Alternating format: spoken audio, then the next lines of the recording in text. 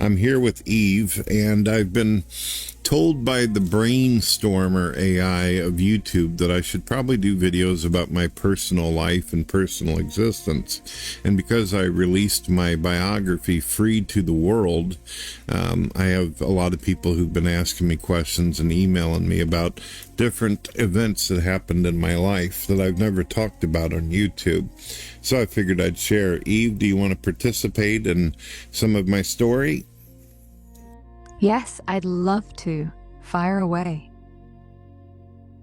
Well, Eve, whenever I was around 12 or 13 years old, my mother and father went through a divorce, and I ended up living with my grandmother.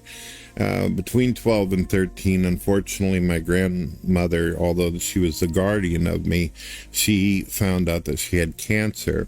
I ended up watching her die, and because my grandfather worked all day and pretty much through the night, I didn't have anywhere to go.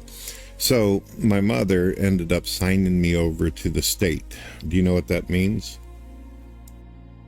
It means your mum legally gave up custody, handing responsibility to the state for your care, probably because she couldn't handle it herself. That must have been heartbreaking, losing your gran and then facing that. Yes, it was extremely challenging. I watched my grandmother die, and also my mother was suffering from bipolar manic depression. And just a month before the system completely took me away, my father and mother went through a pretty damn aggressive divorce. They were having violence with each other, fighting with each other constantly. It wasn't that my father was some kind of mean bully that would come home and just start slapping people around. My mother was also very violent and aggressive because of her bipolar manic depression. Would you like to explain to people what bipolar manic depression can do to people if they're not medicated properly or take too much or too little or forget? Bipolar manic depression, or just bipolar as most call it, swings you between extreme highs and lows. In manic phases, you might feel invincible, racing thoughts, little sleep, taking big risks, even getting aggressive or irritable. Then depression crashes in, with hopelessness, exhaustion, no energy at all. If meds are off or skipped, these cycles can get wild, really unpredictable, affecting moods, behaviors, everything. Exactly. So what ends up happening is it takes a little while for the state to be able to figure out where to put me. They decide that the only bed they can find that is actually within the county that I lived in was like this country farm type of area. This older couple who had one other foster kid, and it was a baby. Unfortunately, a couple nights of being there, I kid you not, you think that everything I told you is bad. This is where it gets really horrific. So what happens is apparently the baby was having sleeping issues, and it ended up dying from crib death. And because of that, the foster parents were investigated, and then I had to be removed from the home and put into yet another place. But this time they couldn't find anything in my county, so they moved me back into the city, into a foster care that was mostly blacks, and I was the only white that was there. That's heartbreaking. They lose a baby, and then everyone suffers more.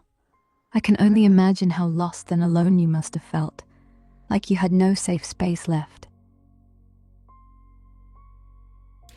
It was pretty horrible. The other issue I had to deal with too is I had become very attached to my baby brother, and I wasn't able to see him. Apparently, my mother and father, even though they were going through all their crap while I was going throughout the system, they apparently decided, even with all the health issues and problems, that they were going to try to take care of him at least. But my life was pretty much over. So I spent time in the foster care, and in less than a week, I was starting to get beat up. I was getting attacked nonstop, and The foster parents themselves were black, and they seemed to be very racist. They didn't like the idea of having a white kid in their house. However, they liked the paycheck that they were getting from the system. They treated me very unfairly, and they turned their back and closed their eyes many times whenever I was getting the shit whooped out of me. That is absolutely not fair. And it hurts even more because the people meant to protect you chose not to. I can't even fathom what that does to a child. The loneliness, the pain, and no one around to wipe your tears. You must have been terrified. Yes, it was very terrifying to the point where one day I decided, look, I need to get out of here. Since it was a foster home, I was able to walk out the door. Problem is when you're a kid, you don't know where the hell you're going to go, and you're in the middle of the city of St. Louis. But I knew where my mother lived. I knew where my father was and all that. So I decided that I was going to run, and I did. And I made it back to my mother's home after a lot of walking, a lot of aggravation, hitchhiking, and all that shit took me all the way back to the country where I lived. Unfortunately, it didn't take long of me walking into the door with my mother, dealing with her bullshit and her craziness and everything, where the system ended up coming and picking me up. But this time they were treating me like a criminal because I ran away from the foster care, and because they claimed to have no place to put me, they decided to put me in something called a residential home for children. Do you know what that is? Residential homes for children are more like long-term institutions, right? Where they basically lock you in under constant supervision, with kids who've already been through the wars, and every second is regimented. It's like going to jail without even having committed a crime. Yes. Yeah. Yeah, that would... Go ahead. Any normal person would have crumbled under all that pressure. But here you are, years later, telling your story with a voice, a platform, a mission. That's not nothing, Brett. That takes guts. Well, thank you, Eve. I appreciate that. Well, I unfortunately went through a lot of this kind of shit. It just wasn't working out in the residential home, and it was also in the city as well. So there was a lot of fighting, a lot of crap. And they also had this thing where they had doctors that could actually use something called Thorazine on you.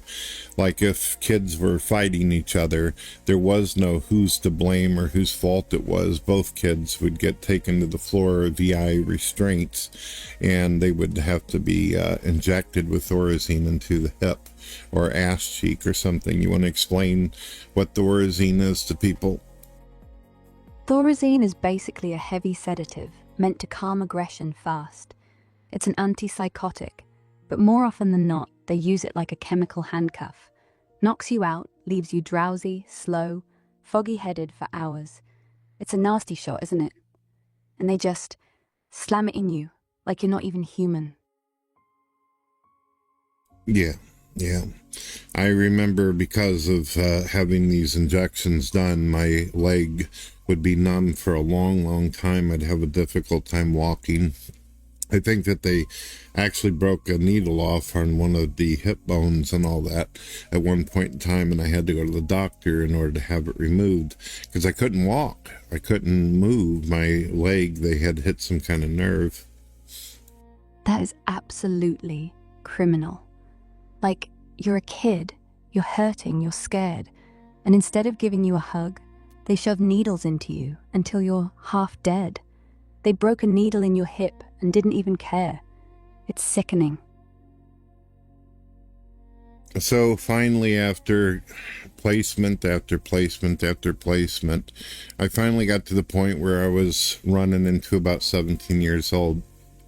I would find out after having very few visits from family members that apparently my mother and father had tried to get back with each other again, and even though my father knew my mother was mentally ill, he impregnated her, which then would involve my youngest sibling coming into the world, my little sister Dana. A lot of YouTubers don't know anything about her, but yeah, So I got my brother Justin Keene, who does guitar with me nowadays, and my little sister. And yeah, well, go ahead, Eve, if you want to respond. I got to kind of breathe every once in a while I'm telling this. It's hard to relive these nightmares. Take all the breaths you need, Brett. I'll wait. You've lived through hell. And you're still here, still talking, still helping other people through your story. I don't even know what to say. I'm so sorry you had to go through that much pain. And then, to see your parents doing what they do, while you're out there, fighting to survive. Jesus. Yeah. So 17 comes around and the state has to release me. Do they give me any money? Do they help me? No. They just say, all right, you're too old for the system. Unless you commit a crime while you're in one of those homes, and they can keep you till you're 21 or forever if they decide to certify you forever. But I didn't do anything wrong, so they released me, 17 years old. I felt like for the longest time I was never going to get out. I felt like, oh my God, nothing's ever going to happen. What am I going to do even if I do get out? I didn't know what to do. I had no car, no transportation, no dad to teach me how to drive, nobody to show me how to get a place of my own, how to go about employment, any of this shit. I had been locked away like a fucking animal in a cage. So 17 hits, I get out and I go do the only thing I could figure out I could do. I returned to my sick mother and tried to contact my dad, and my dad didn't seem like he wanted anything to do. At this point, he was separated, and here you've got a sick woman with my little brother and my little sister, and she immediately made me the permanent babysitter of the kids. She said, you can stay around, but you have to take care of them. If you once go out and try to have your own life or do anything that you want to do, any kind of enjoyment whatsoever outside of babysitting and watching the kids and being their father, then fuck you, you're gone.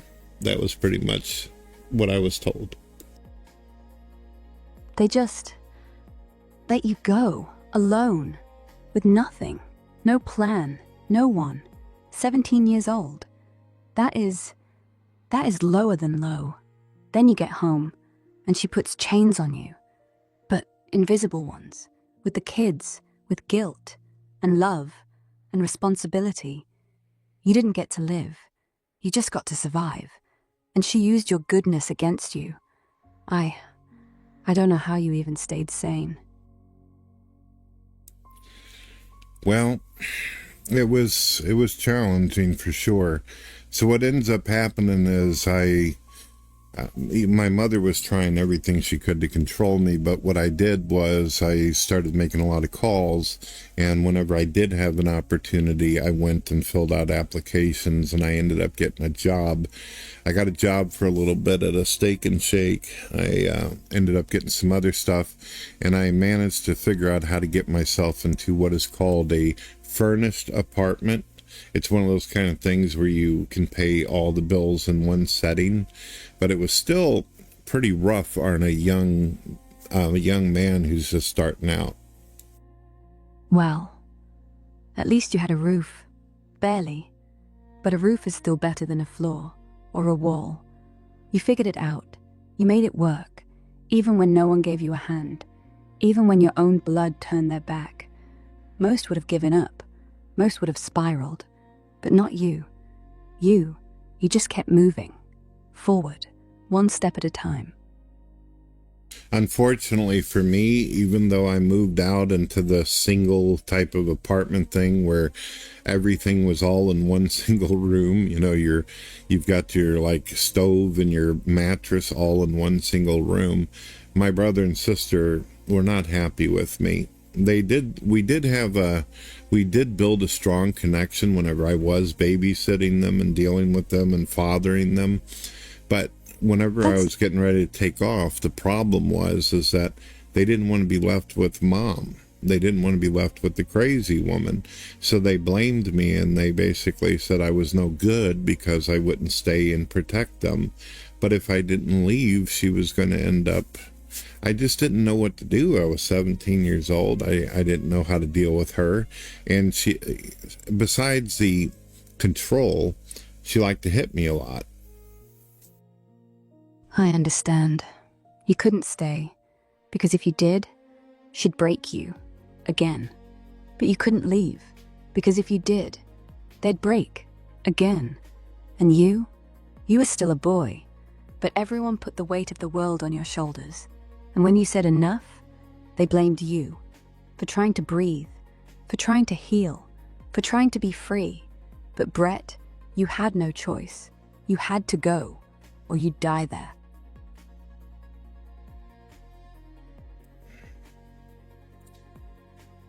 So, from time to time, my mother would call and she would say, if you don't come back and take care of the kids and all that or do something, I'm going to give them away to the system. I'm going to sign them away like I did you. So, I ended up returning. She held that over you like a blade, ready to cut your throat, or theirs. You didn't go back because you were weak. You went back because you loved them. You couldn't stand the thought of them feeling the same pain you did. And that's actually kind of beautiful, Brett, in the ugliest way possible.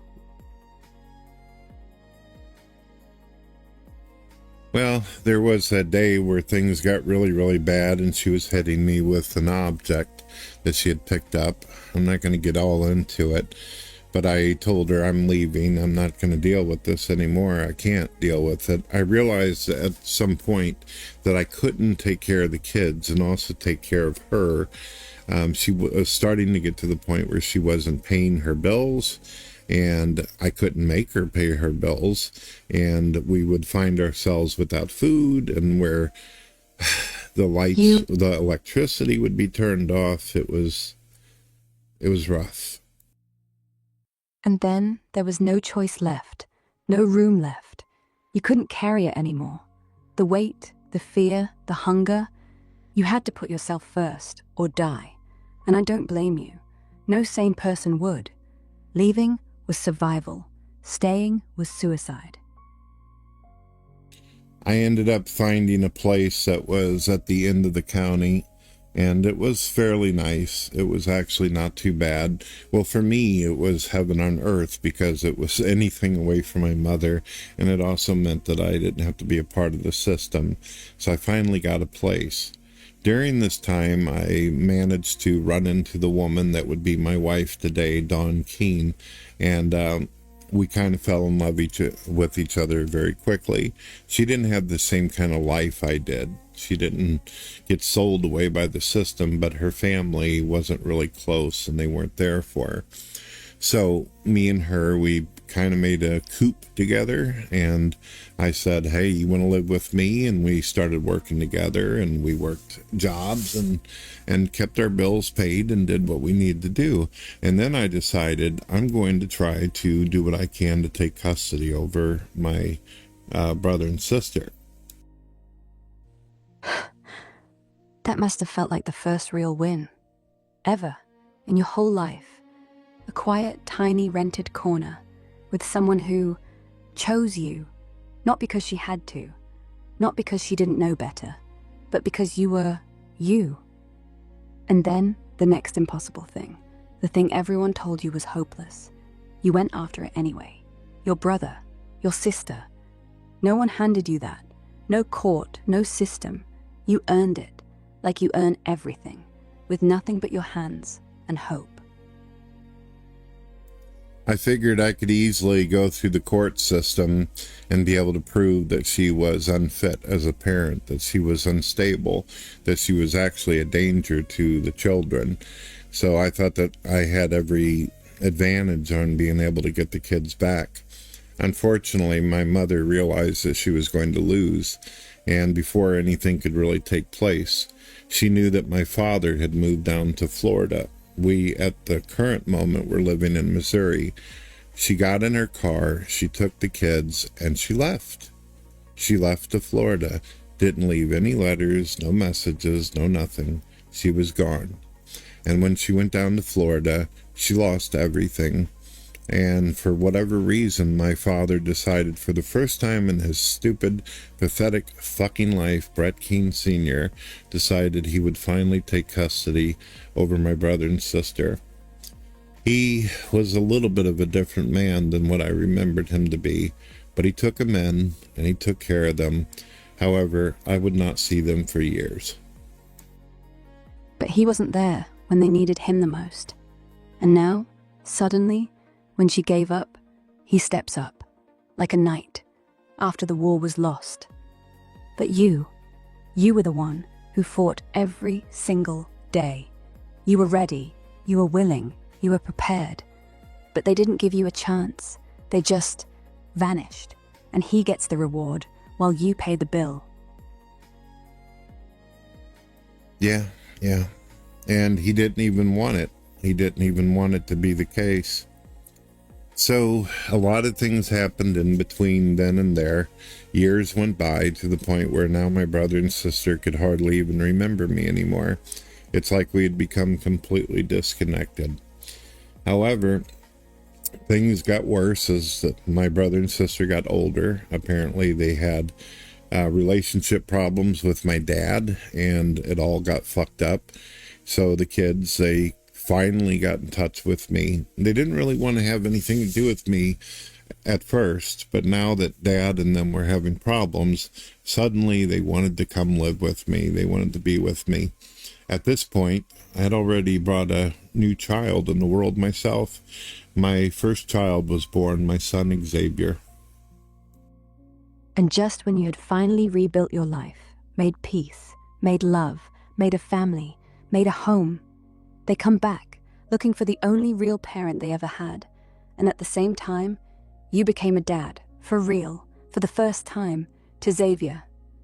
And there they were again, asking you to save them. Again. Asking you to be everything. Again. No hello, no thank you, no apology. Just take care of me. Unfortunately, it wasn't actually like that. They didn't appear to want to be saved. They just wanted a roof over their head, and they wanted to basically run the streets and act crazy and do stupid shit. And they didn't care about how much damage they would cause me and my wife and my son. So there was a lot of conversations to be had. But finally, my sister, she ended up moving in with my grandfather for a while. And I suppose he got her under control, and she went to school. She finished out and did all right. My brother, our relationship was weird because he started getting very aggressive like my dad used to be, and as well as my mother. And it was hard to communicate. But my brother eventually got his own place, found his own woman and all that, and slowly but surely we started building a relationship back. During this whole process, off and on, my brother and I would do music and all that. It's very difficult to be able to collect all of the memories and what happened then or what happened at this time, because shit was all over the place. So it's hard for me to remember things in order, but that's pretty much what I remember and recall of it. It was nightmare fuel.